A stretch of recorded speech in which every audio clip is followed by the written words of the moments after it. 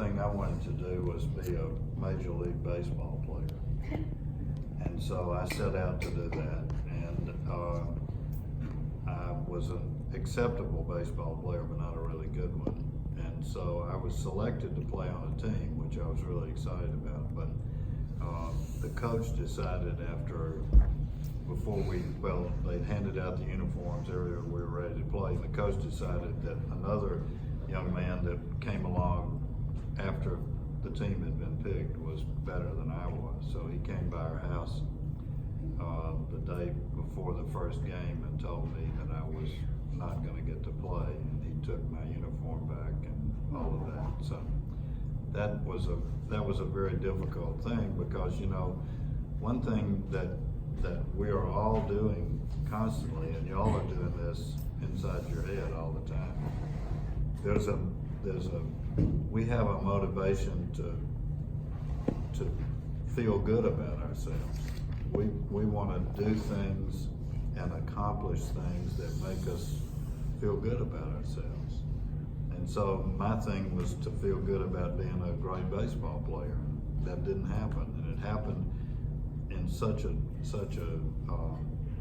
traumatic way that I was sort of lost for a little while as to what I was good at, because that's where I had decided that was going to be my thing.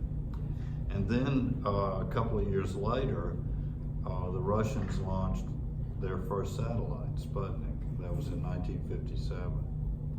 And America, our president, who then was President Eisenhower, said, this is a bad thing. The Russians have done something that we can't do, and that's going to put us in a bad position and a dangerous position.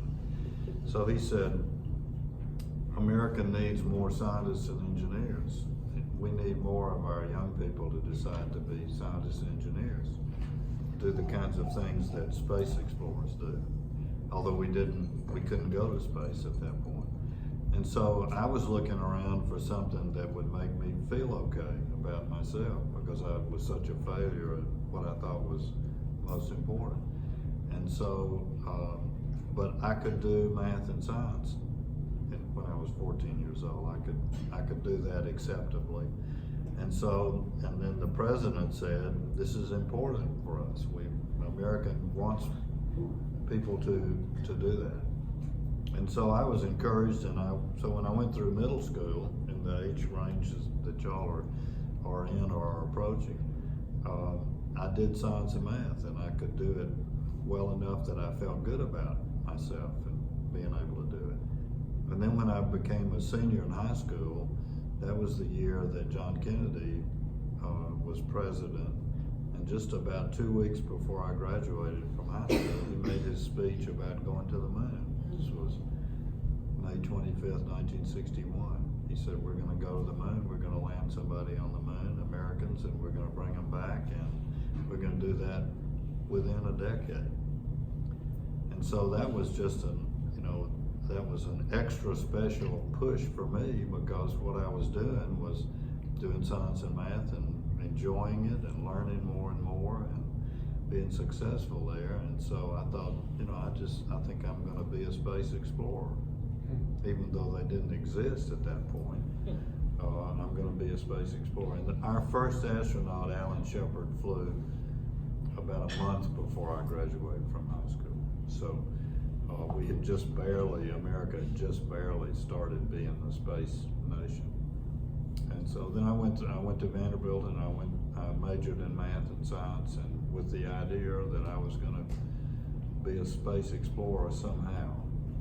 I never saw myself as a person, at least at that time, I never saw myself as a person that might fly in space, because at that time the space flyers were pilots.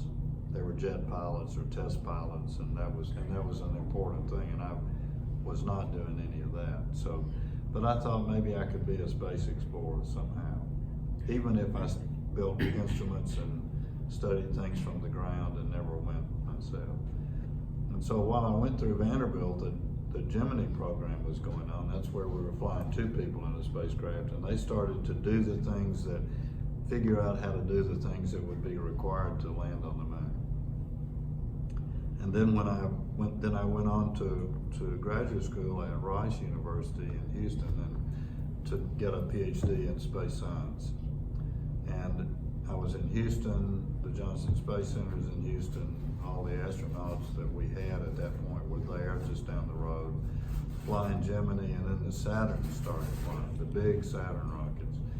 Not the Saturn V yet, the big one out here, but the Saturn I that's out here also. And so it was getting exciting, studying, learning more, starting to work in the lab and starting to build things that might fly on a rocket or something. It was very exciting and very, it made you feel good about yourself. It made you feel like you were doing something that was going to be important, other than hitting a baseball a long way, which I was never going to be able to do. And so while I was at Rice, the Saturn and John Kennedy came just a year before I went to Rice, and he gave us this wonderful speech in the Rice Stadium about going to the moon, and it's going to be hard, and we're going to do it because it's hard. Because when you do hard things, you learn more, and you advance, and you get better, and that's what he wanted America to do. And so I finished my PhD and got a job out in California, and so I had a little sports car that I knew I needed to drive to California. So, and I got married about that time. And so this was in '68. So this is the year before we landed on the moon. And so I went to work for Lockheed in California, and then my son was born. My son was born not too long after we got there, and then a year later, my wife and I sat in the living room of our little townhouse and watched a black and white television and watched Neil Armstrong walk on the moon. And that's a thrilling thing.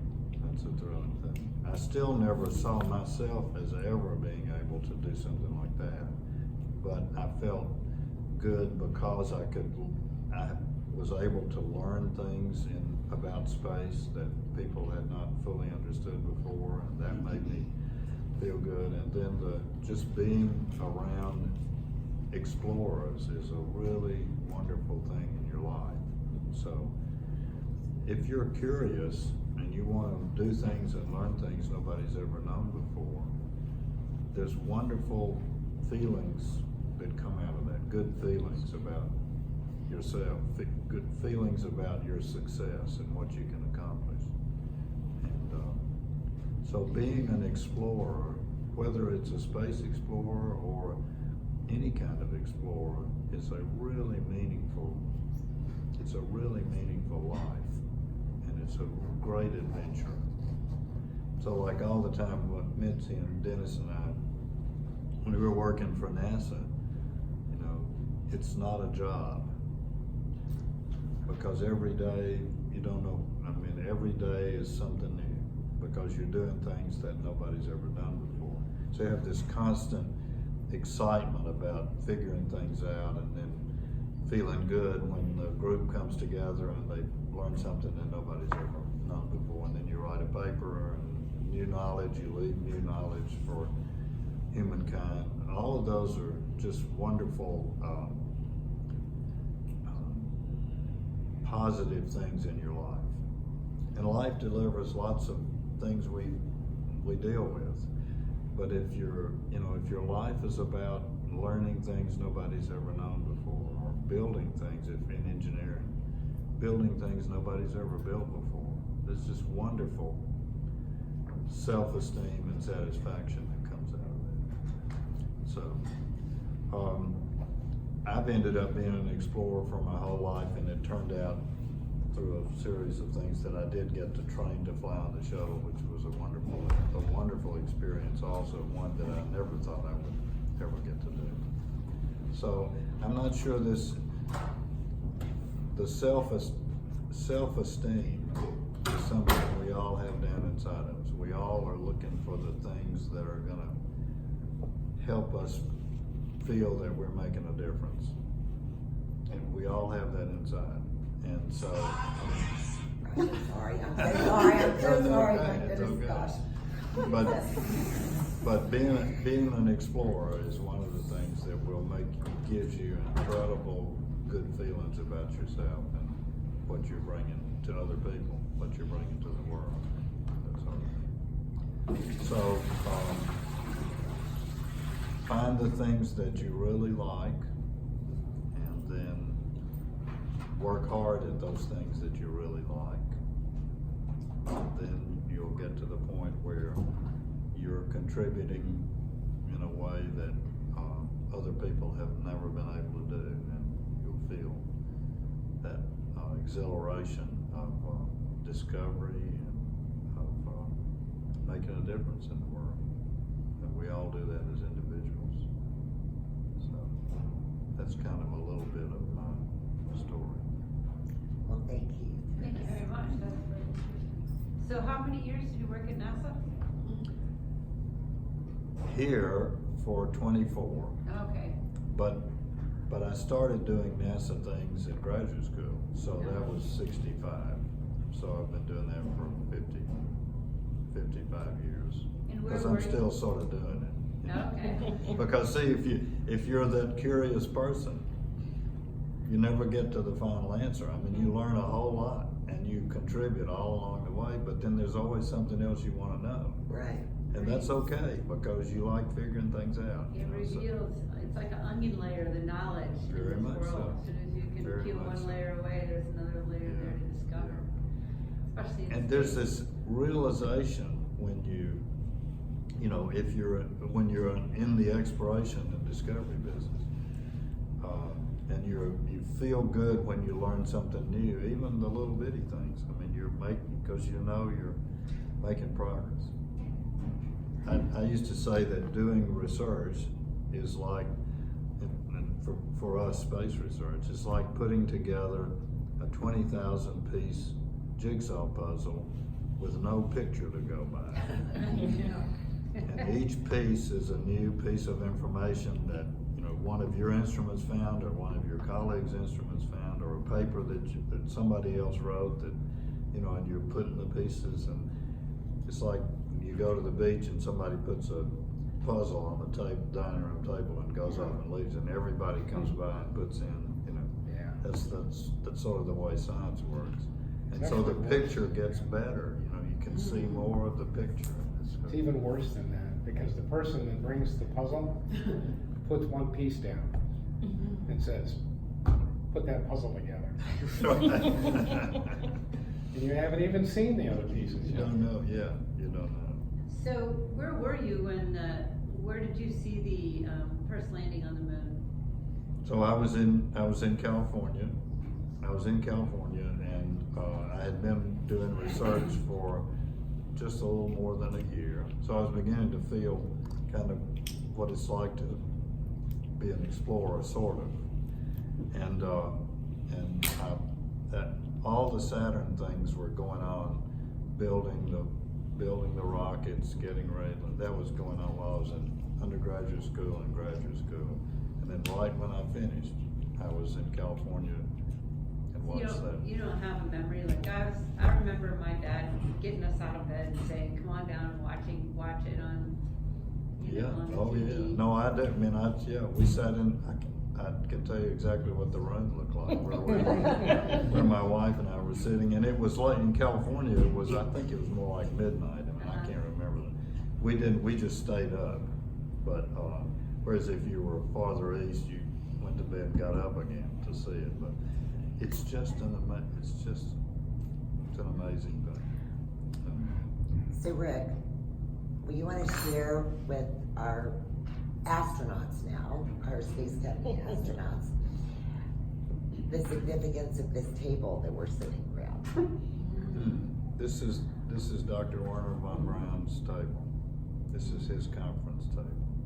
You know From the who he Martian is? Space Program. And that's Dr. von Braun right there. He's always sitting at the conference table.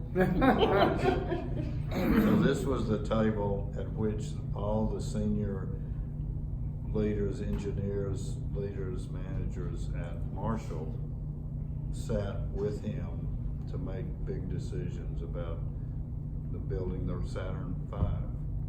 And then, this is it, this is the thing. Right, yeah. And, You just don't he know re- how and many he years. was an absolutely amazing person, I'll tell you. I mean, the more I never got to meet him. He had left Huntsville by the time I came. So I didn't get to meet him, but, I've read so much about him and heard him speak, on television. He just an amazing person. So I think of him as a Alexander the Great type person. This is a once a century